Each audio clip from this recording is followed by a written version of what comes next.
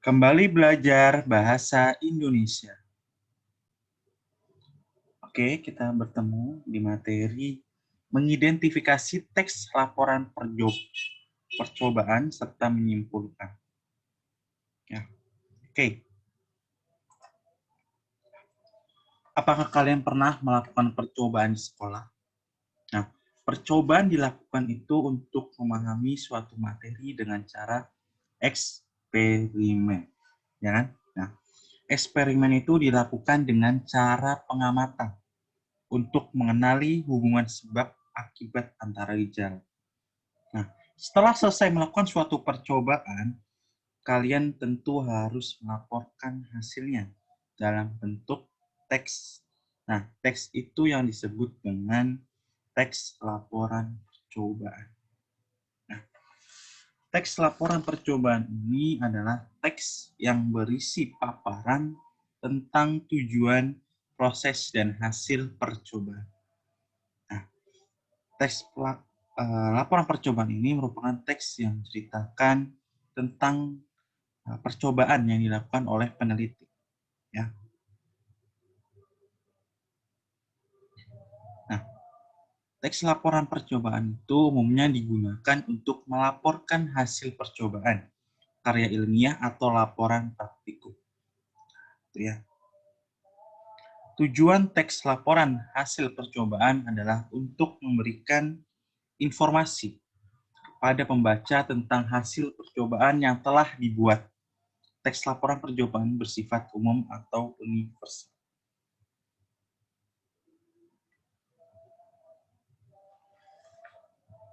Ciri-ciri teks laporan percobaan. Yang pertama apa? Melaporkan hasil percobaan.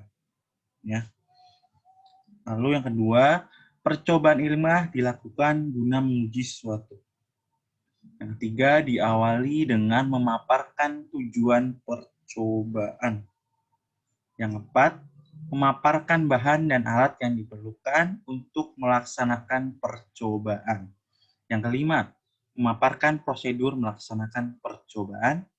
Yang keenam, memaparkan pencatatan hasil percobaan. Dan yang terakhir, di akhir laporan dipaparkan simpulan hasil laporan percobaan. Nah, menyimpulkan informasi teks laporan percobaan. Simpulan adalah sesuatu yang disimpulkan atau hasil menyimpulkan. Simpulan juga berarti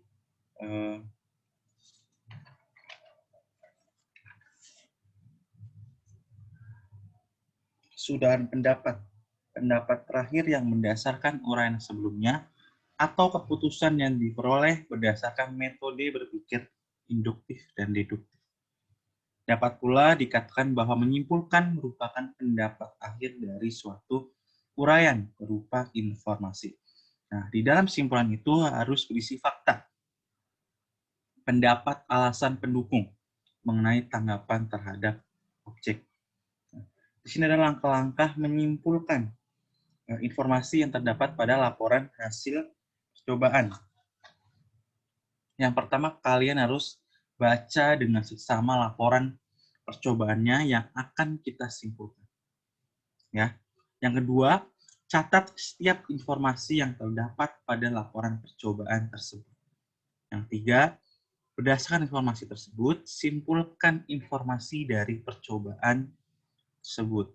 Yang keempat, pilihlah kosakata baku dan susun dengan gaya kalimat kalian sendiri dengan tetap memperhatikan penggunaan kalimat efektif dan kosakata baku. Ya. Ya. Bahasa yang digunakan dalam simpulan itu mewakili pokok-pokok persoalan. Ya. Dan penyelesaiannya yang diungkapkan dalam tulisan tersebut. Ya. Jadi tulisan simpulan itu ini yang harus diperhatikan dalam membuat simpulan. Ya. Yang pertama, tulisan simpulan merupakan inti dari suatu uraian. Ya. Jadi tulisan simpulan itu inti dari suatu uraian atau pembicaraan yang mengarah kepada penyelesaian topiknya di dalam persoalan lalu diungkapkan ke dalam suatu bahasan atau karangan. Lalu yang kedua, tulisan simpulan ini harus menjiwai, dalam arti bagian uraian yang panjang secara keseluruhan pembaca ini tidak perlu membaca lagi. Jadi harus mengingat intinya saja seperti itu. Ya.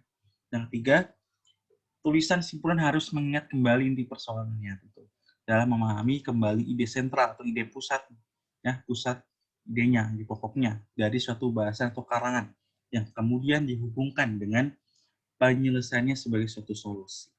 Gitu, ya.